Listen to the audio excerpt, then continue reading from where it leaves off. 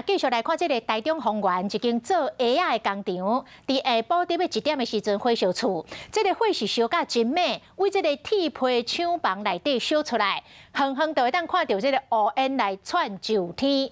消防局是出动8个分队，19台的消防车，甲54个警义小去拍火。因到场的时阵，这个占地超过200平的铁皮厂房已经总烧起来了。这个大火伫咧1点40分左右来控制，但是这个铁皮厂房已经全部烧了了啊！可里加在，无人受伤，财务的损失大约是100万。